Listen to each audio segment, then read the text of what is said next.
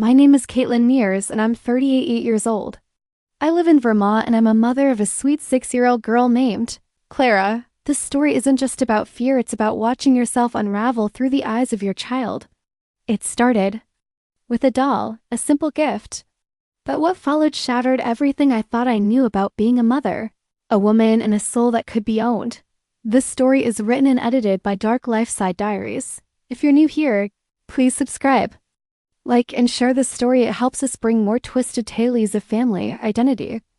And the horrors hidden in everyday life. It started one rainy afternoon when Claire returned home from her grandmother's place holding something wrapped in an old lace scarf. "Look, Mommy, Grandma said it's special," she said, beaming as she unwrapped what looked like a vintage porcelain doll.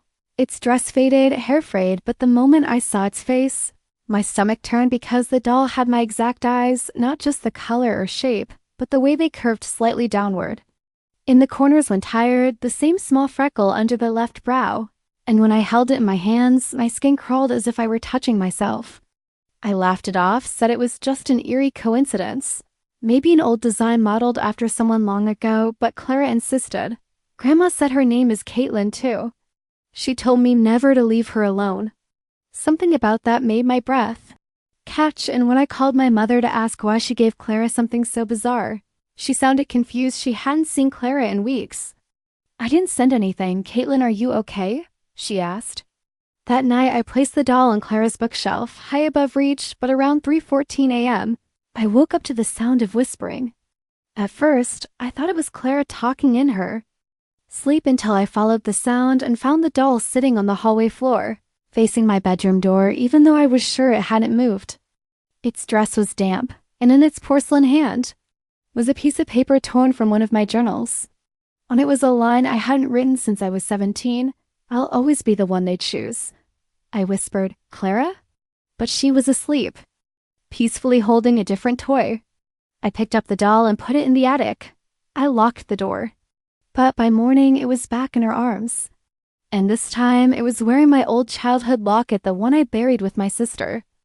I sat on the floor of Clara's room, staring at the doll in her arms, its porcelain skin cold against her warmth, the gold locket around its neck glinting in the early morning light. And I felt something crack inside me, not just fear but grief. Because that locket wasn't just similar, it was the exact one I buried with my sister Lacey. 13 years ago when she died in that fire I've never spoken of aloud. I remember clenching that necklace in my fist before placing it gently on her chest in the casket, whispering a secret I've never told another living soul. It should have been me. And yet here it was again, dangling from the neck of a doll that wore my face and sat calmly in the arms of my sleeping daughter, who mumbled in her dreams, "Caitlin says you'll come play now," and when I touched the locket to remove it, the metal stung my fingers, burning hot like it had come straight from flames, and that's when I realized this doll wasn't just made to look like me. It was me, or at least a version of me that had been twisted by something I left behind years ago, some fragment of pain or guilt that refused to stay buried. I called my mother again, voice trembling, demanding to know where the locket could possibly have come from, and there was silence on the other end before she whispered, "It was never buried, Caitlin. It disappeared before the funeral." "I thought you took it." My knees buckled. I hadn't. I swear to God, I hadn't. That night, I went up to the attic, determined to throw the doll away, but it was gone.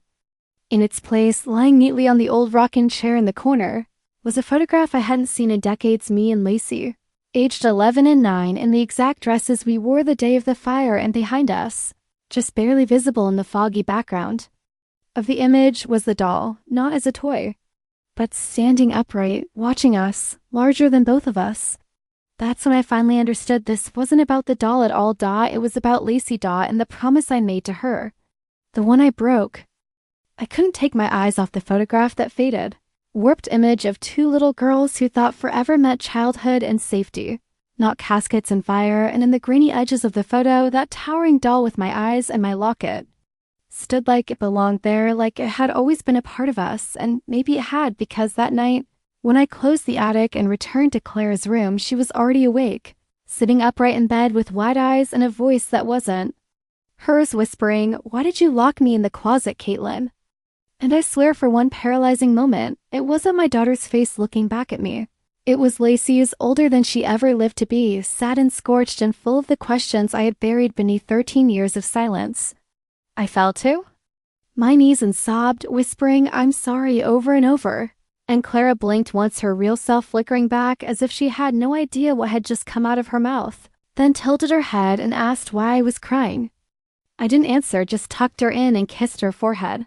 But as I stood and turned toward the hallway, the doll was waiting there on the floor, arms extended, locket open, and inside it now was a photo I'd never seen before, a burned version of my childhood room with my bed empty and Lacey's side melted to ash, and carved beneath it in handwriting eerily like mine were the words, "We made a deal. You were supposed to take my place."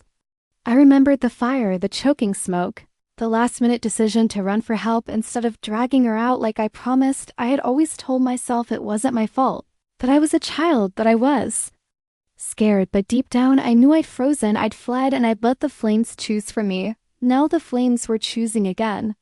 When I turned around, the hallway mirror was fogged, but on it was a message written in a child's fingertip. She wants her childhood back.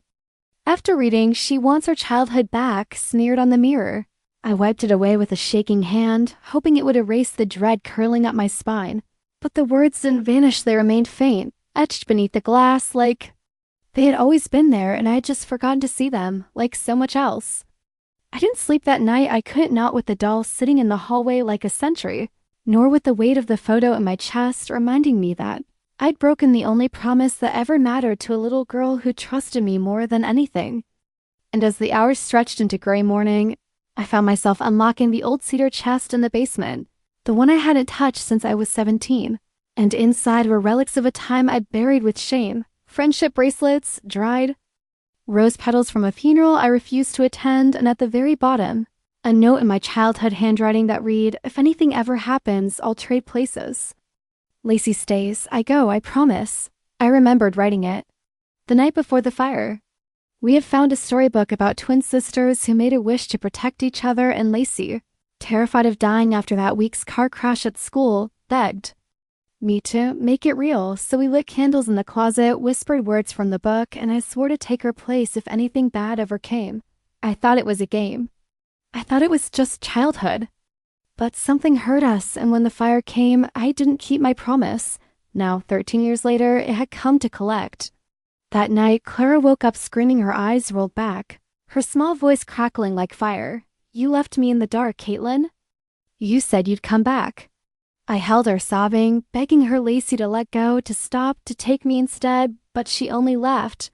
That terrible burnt giggle I remembered from my nightmares, and then, as suddenly as it came, the voice disappeared. And Clara went limp in my arms, breathing, peaceful, but in her lap the doll stared up at me with black glass eyes and a melted porcelain cheek. And it smiled. I stared at Clara's peaceful face, her chest rising and falling as if none of what had just happened had been real, but the doll at her side still wore that warped porcelain grin, and the locket pulsed with heat like a living thing, and I knew. Deep down this wasn't possession, it was infiltration, a slow replacement from inside out, and the thought struck me like a scream. What if Clara wasn't just being haunted? What if she was becoming her? I raced to the attic, heart pounding, and tore open the box of old news clippings and reports I had kept hidden, not because I wanted to remember, but because I couldn't allow anyone else to, and there it was, the original report from the fire, with my name listed under survivor, and Lacey's listed under presumed deceased. But the autopsy report had always bothered me, even then, with one disturbing line I'd always ignored: body burned beyond recognition. Identification assumed based on dental records from shared childhood file. Shared because we were nearly identical. Because our dentist had always filed our early visits under one folder. A chill cut through me as a horrible possibility opened like a trapdoor beneath my feet. What if Lacey got out of that fire? What if it was me who was pulled from the flames? But Lacey who woke up in my place, dazed, scarred, broken, and just let it happen? Could that be possible? Could I have been Lacey this entire time, stitched together by memory and guilt, with Caitlin's name, Caitlin's voice, but never her soul? I heard a noise behind me, a creak. I turned, and there she was, the doll. But it wasn't porcelain anymore. It was flesh. My face, but older, melted, watching me. And she whispered in my voice, "You made the trade." "I kept the promise. You were never Caitlin." I screamed, staggered back, fell into the old rocking chair, and in the mirror across the room, I saw two girls again. Not me and Clara, Dot me and Lacey, but I didn't know which one I was anymore, and one of us was fading.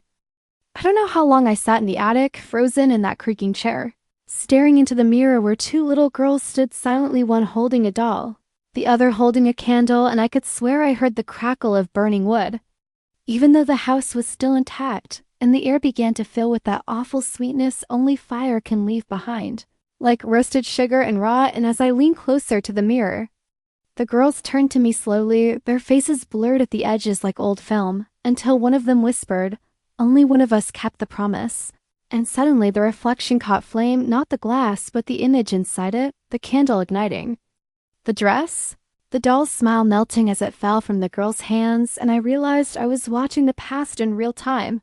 Not a memory, but a replay, and this time I didn't look away. I watched as one girl stepped back and ran, while the other screamed behind a locked closet door, pounding, calling for Caitlin, but the one who escaped never turned around, never looked back, and in her escape, she dropped something. The note?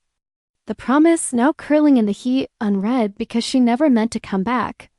The doll wasn't a curse, it was a witness, a vessel that had absorbed all the guilt, all the betrayal, and waited patiently for the truth to return. And as I stared at the child in flames, I whispered, "Which one am I?"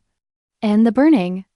Girl looked up at me, eyes glassy with sorrow, and said, "The one who ran." And that's when the attic door slammed shut behind me. Smoke started pouring from the floorboards.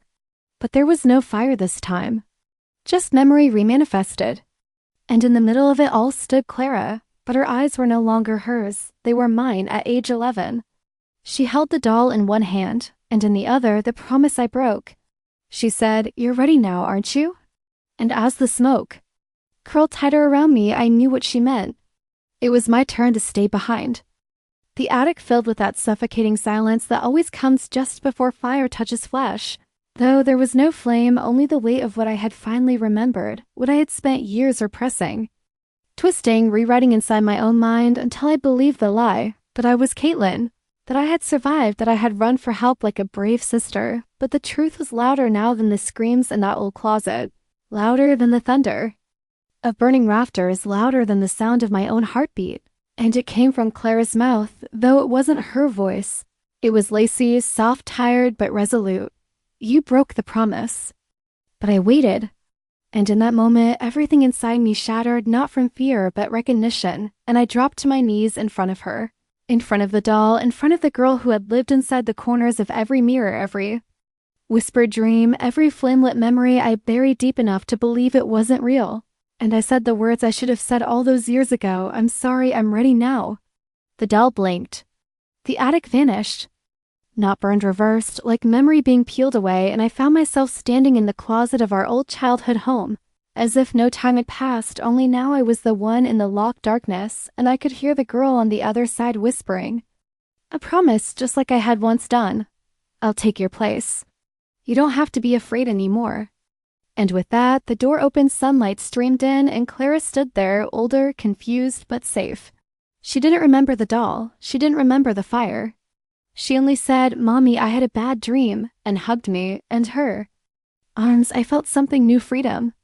Because I had kept the promise at last stop, but as I watched her walk away, the attic door creaked gently behind her, Dot, and in the corner of the mirror, I was still there, Dot, not as Caitlin, not as Lacey, but as the one who chose to stay. The story was written and edited by Dark Lifeside Diaries. If this tale of guilt, memory, and redemption touched you, please don't forget to like, share, and subscribe to the channel for more terrifying tales that live within the shadows of family secrets. Let us know in the comments, what would you have done if your child brought home a doll that looked like you? Would you have been brave enough to remember, or would you run again?